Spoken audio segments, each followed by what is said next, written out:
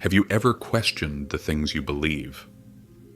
What if some of them aren't actually true, but just habits of thinking passed down from others?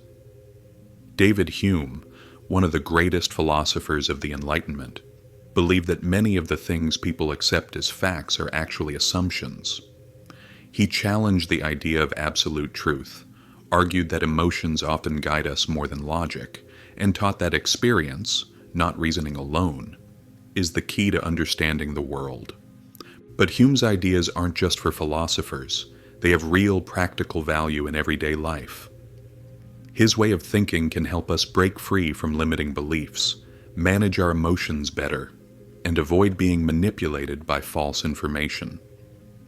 In this video, we'll explore how his philosophy can change the way you see the world, and more importantly, how it can help you make better decisions and live with more freedom and clarity. Just because something happened before doesn't mean it will happen again. People tend to think that if they believe something, it must be true. We rarely stop to question where our beliefs come from or whether they actually reflect reality. Most of the time, we don't believe things because they've been completely proven. We believe them because we've always thought that way or because someone taught us to. David Hume argued that there are no absolute truths that are 100% certain.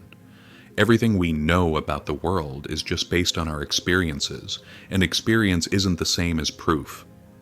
People make mistakes, change their opinions, and discover new things all the time. That means what we thought was true yesterday might not be true tomorrow. Why does this matter? Because when we realize that our beliefs aren't set in stone, it becomes easier to grow, to let go of unnecessary fears, and to accept new ideas. If someone insists, "I know exactly how the world works, and nothing will ever change my mind," they're only limiting themselves. But if they can say, "Maybe there's more to this than I thought," they open the door to learning, exploring, and seeing life in a new way. In other words, Hume encouraged people not to be afraid of doubt. Doubt isn't weakness, it's actually what helps us get closer to the truth. David Hume pointed out that people tend to believe things will always happen the way they did before, even when there's no real proof. Imagine you've taken the same route to work every day, and the bus has always arrived on time. You start to assume it must be on time tomorrow too. But in reality, there's no rule that says it can't be late. Your belief is based only on habit. The same thing happens in life. We often think our fears and worries are facts, when really, they're just patterns we've gotten used to. So, how does all of this actually help in everyday life? Hume wasn't just talking about abstract ideas. His way of thinking can change how we see the world and deal with our problems. If we realize that a lot of what we believe is just habit, not fact, we can start to question the fears, doubts, and assumptions that hold us back.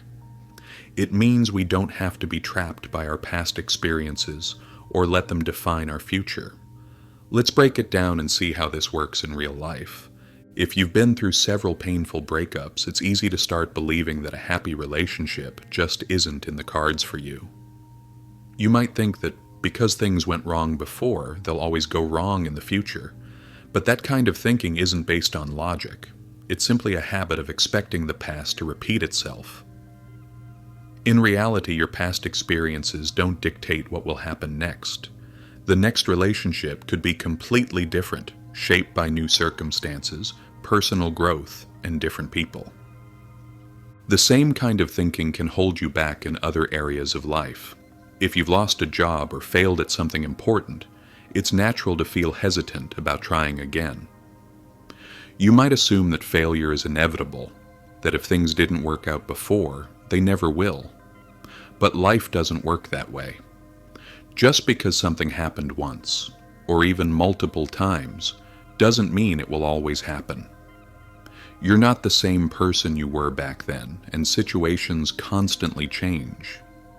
What felt impossible before may now be within reach, simply because you've learned, grown, and gained new skills. This pattern of thinking also affects how we trust others. If someone betrayed you, a friend who let you down, or a partner who wasn't honest, it's tempting to believe that you can't trust anyone, that people will always hurt you in the end. But that belief is built on past wounds, not reality. One bad experience, or even several, doesn't mean that every person you meet will be the same. Holding on to that assumption can prevent you from forming meaningful connections and experiencing the trust and support that do exist in the world. Instead of assuming that the past will repeat itself, it's worth asking, what if the future could be different? Whenever you catch yourself saying, "This always happens to me," or "Since it happened before, it will happen again," ask yourself, do I actually have proof of that? Or am I just assuming it because of my past? Hume would say, the past is not a prophecy. Just because something happened before doesn't mean it must happen again. By shifting your mindset, you open yourself up to new possibilities. You stop letting past failures define you, and you start seeing life for what it really is, full of change, growth, and unexpected chances. Managing emotions by observing yourself. David Hume had a surprising view on human nature. He believed that our reason doesn't control us the way we like to think. Instead, it mostly works as a tool we use to justify whatever we already feel. In other words, we don't always make rational decisions and then react emotionally. We often feel something first, and then our mind jumps in to explain or defend that feeling. This happens all the time, especially in moments of conflict. When we get angry, scared, or hurt, we rarely stop and ask why we feel that way. Instead, we automatically assume our feelings must be justified and start coming up with reasons to prove it. Hume suggested that rather than blindly trusting our emotions, we should step back and observe them. Instead of just reacting, we can ask ourselves, am I upset because of what actually happened, or am I just convincing myself that I'm right to feel this way? The key idea here is that emotions aren't always based on facts. They're often based on personal perception, habits, and assumptions, and if we don't question them, they can control us without us even realizing it. Let's go through some different situations where this idea can change the way we react and help us manage our emotions more effectively. If you've put a lot of effort into a project at work and your boss doesn't acknowledge it, it's easy to feel unappreciated and frustrated. Your mind might start telling you that they don't value you, or that maybe you're not good enough. But if you take a step back, you can ask yourself whether you actually know they don't appreciate your work, or if you're just assuming that based on your emotions. It's possible they're dealing with their own stress, or that they did notice but didn't express it in the way you expected. Questioning your emotional reaction can help prevent unnecessary resentment and allow you to approach the situation more calmly. A similar pattern happens when you make a small mistake. If you spill coffee on yourself before an important meeting, you might immediately feel embarrassed and think it's a disaster, that everyone will notice and you'll look ridiculous. But is that really true? Are people actually going to care, or is it just your emotions making it feel like a bigger deal than it really is?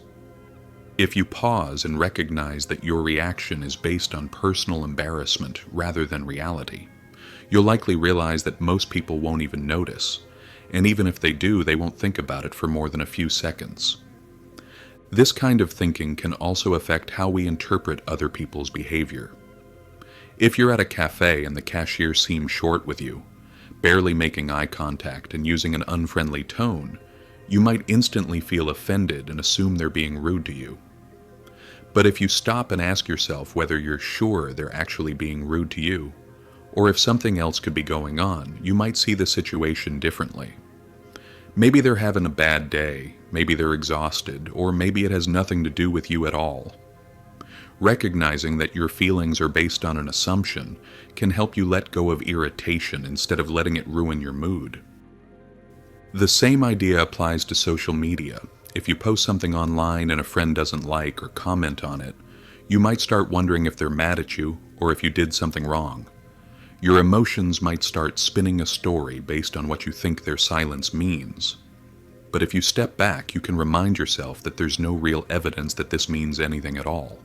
They could be busy, they might not have seen it, or they simply didn't think about it. Instead of letting an emotional reaction make you anxious, questioning your assumption can help you move on. The biggest lesson here is that emotions often trick us into believing something that isn't necessarily true. If we don't stop to question them, we can easily misinterpret situations, get upset over things that aren't real, and create unnecessary stress. But if we take a moment to pause and ask ourselves why we feel a certain way, we gain more control over our reactions. Instead of being ruled by our emotions, we learn to see things more clearly, and that can make life a whole lot easier. Freedom from socially imposed morality and religious beliefs. David Hume had a radical idea for his time. He believed that morality wasn't something fixed, given by a higher power, or written into the fabric of the universe. Instead, he saw it as something created by people, shaped by culture, upbringing, and social agreements. What one society considers right or wrong might be completely different from what another culture believes. This means that many of the moral rules we follow aren't absolute truths. They're just ideas we've absorbed from the world around us.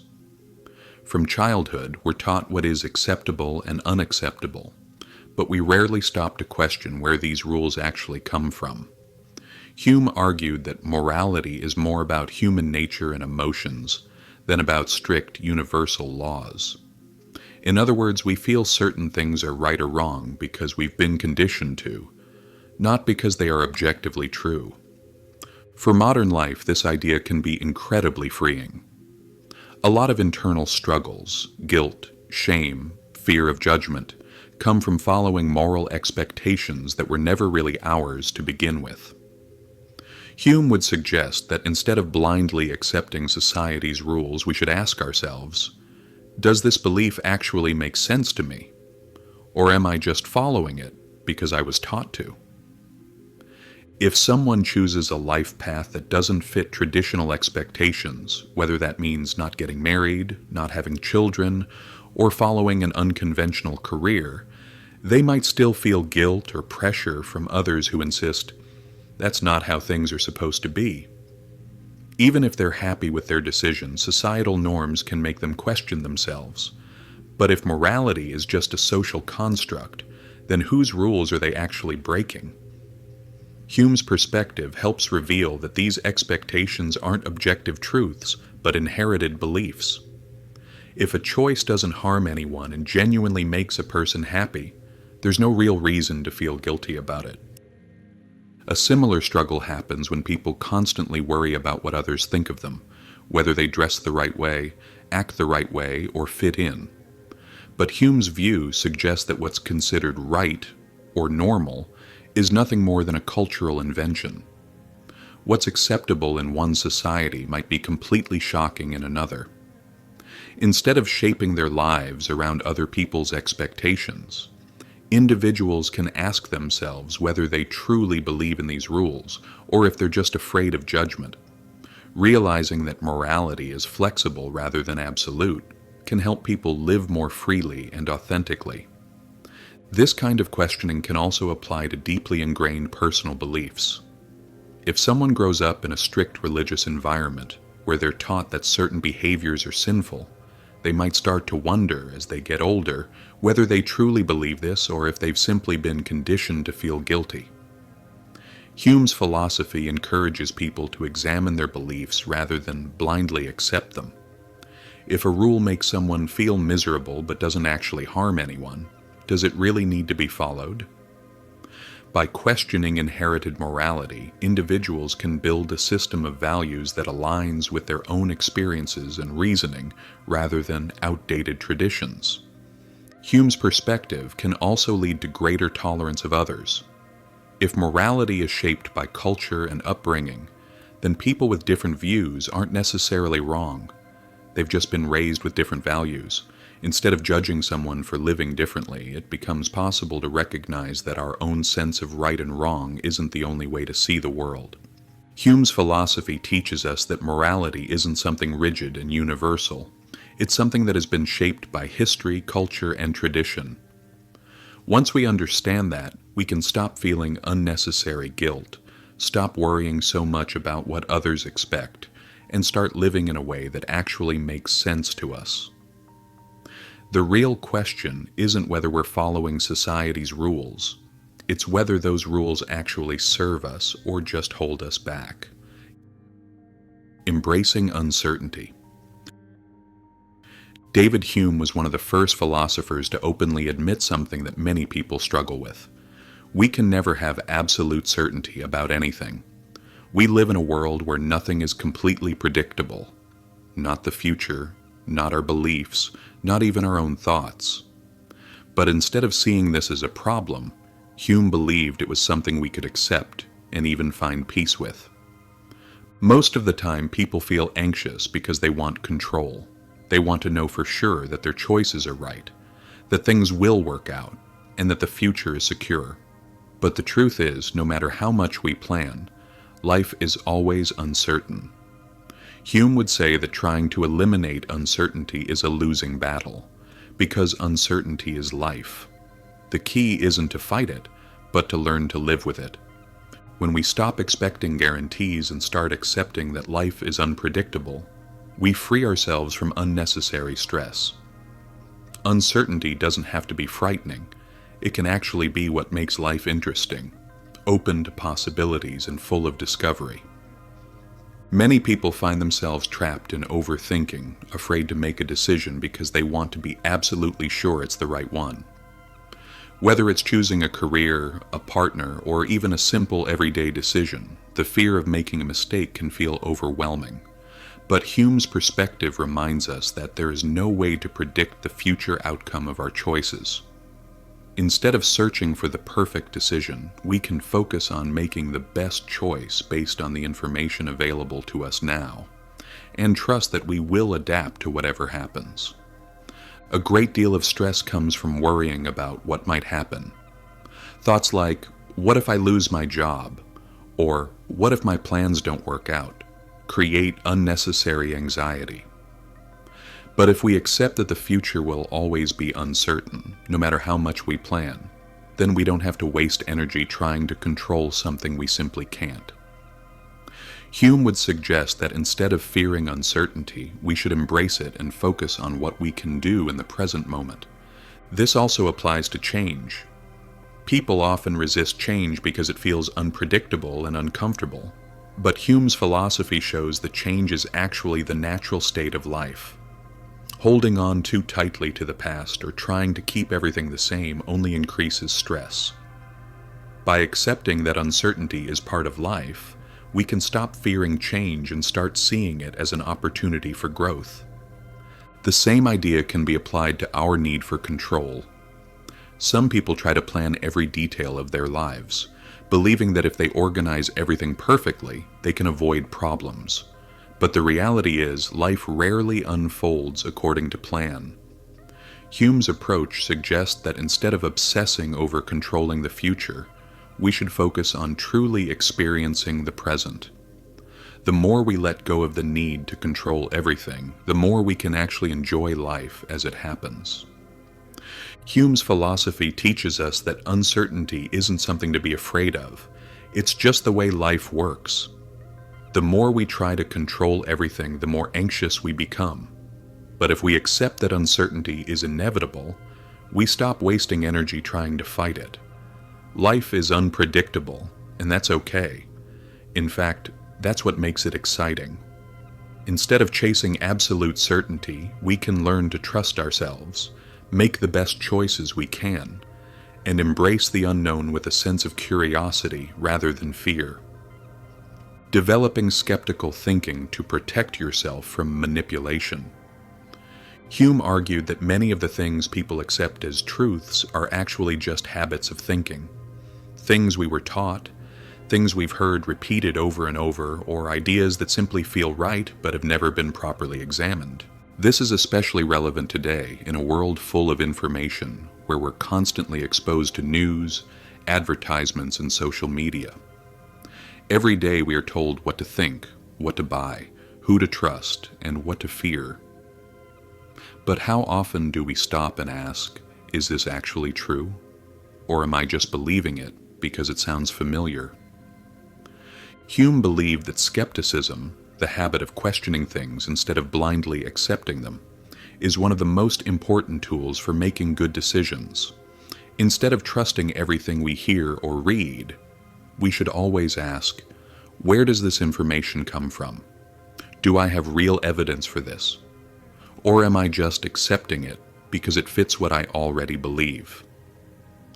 Every day we are surrounded by news stories and political messages designed to shape the way we think and feel. Some of them play on fear, others appeal to emotions, and many rely on half-truths. A skeptical thinker doesn't just accept information at face value, but instead asks, who benefits from me believing this? Or, what facts might be missing? By questioning what we read and hear, we can avoid being manipulated by those who seek to control public opinion. The same critical thinking applies to marketing and scams. Advertisements often promise quick solutions, whether it's losing weight effortlessly, getting rich fast, or solving complicated problems overnight. These claims work because they sound appealing, but that doesn't make them true. Hume's approach encourages us to pause and ask, what proof do I have that this actually works? Instead of believing catchy slogans or success stories without evidence, a skeptical mindset helps us demand real proof before accepting something as true. Social expectations can also influence our beliefs without us realizing it. Society often pushes certain ideas about success, the kind of life we should want, or what is considered normal. Many people follow these expectations without ever questioning them, assuming this is just the way things are. But Hume would encourage us to stop and ask, do I truly believe this, or is it just something I was taught to accept? This kind of questioning allows us to make choices based on what actually matters to us, rather than blindly following what we've been told. Fear is another powerful tool used to influence people. Whether in politics, business, or media, fear is often used to control how we think and act. Messages that suggest, if you don't do this, something bad will happen, can create unnecessary anxiety. But how much of this fear is based on reality? A skeptical thinker learns to separate real risks from exaggerated ones by asking, is there solid proof that this is dangerous, or am I just reacting emotionally? Questioning fear-based messages helps us make calmer, more rational decisions rather than being controlled by emotions. Hume's philosophy teaches us that just because something feels true doesn't mean it is true. We are surrounded by messages trying to shape our beliefs, but instead of passively accepting them, we should pause and ask questions. Where does this information come from? Who benefits from me believing this? What real evidence do I have? By practicing skeptical thinking, we protect ourselves from manipulation, avoid falling into mental traps, and gain more control over our own choices. Instead of being led by fear, habit, or blind trust, we become more independent, thoughtful, and aware of the world around us.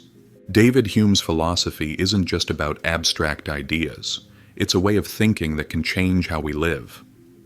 When we start questioning our assumptions, managing our emotions more consciously, and embracing uncertainty, we free ourselves from unnecessary stress and open up new possibilities.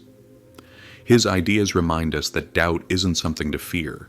It's a tool for growth and deeper understanding. Now, I'd love to hear from you. Which of Hume's ideas resonated with you the most? Have you ever caught yourself believing something just because it felt familiar? Share your thoughts in the comments below. And if you found this video helpful, don't forget to like, subscribe, and hit the notification bell so you don't miss future videos. Thanks for watching, and I'll see you next time.